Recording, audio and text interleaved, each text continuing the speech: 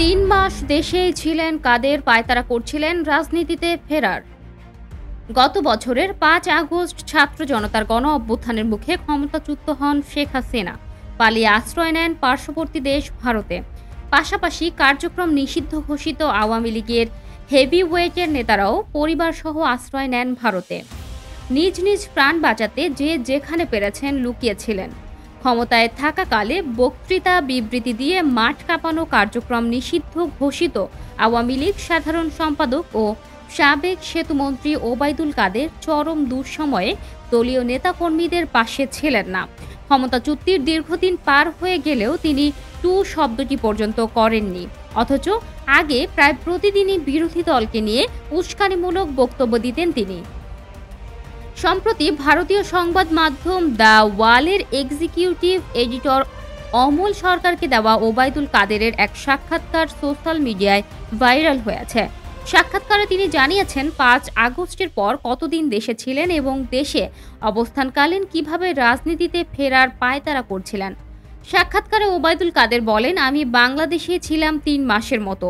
আমার একটা উদ্দেশ্য ছিল ওখান থেকে কিছু করা যায় কিনা, কিছু একটা করা যায় কিনা, দলকে সংগঠিত করা যায় কিনা। বিভিন্ন জায়গায় শ্রমিক অসন্তোষ, কর্মচারীদের অসন্তোষ, প্রতিদিনই এগুলো লক্ষ্য করতাম।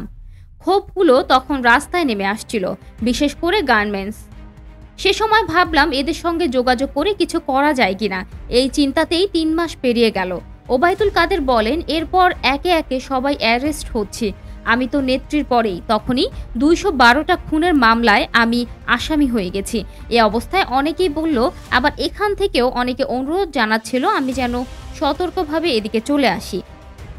এভাবেই চিন্তা করলাম যে আমার বাইপাস সার্জারি হয়েছিল, অনেকগুলো ঔষধ খেতে হয়, আমি ধরা পড়লে ঔষধ খাওয়াবে কিভাবে।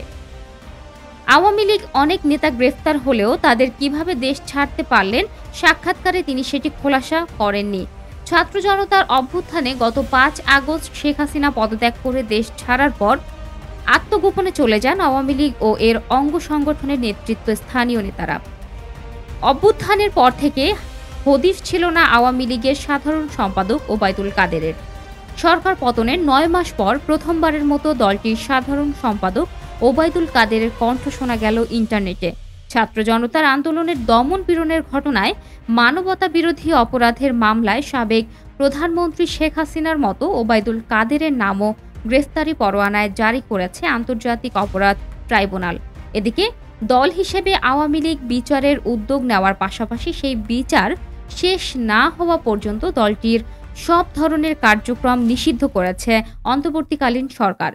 সেই হিসেবে আওয়ামী লীগ এখন নিষিদ্ধ দল এবং ওবায়দুল কাদের সেই দলের পলাতক এক নেতা, যার মাথার উপর কয়েকশো হত্যা মামলা ঝুলছে।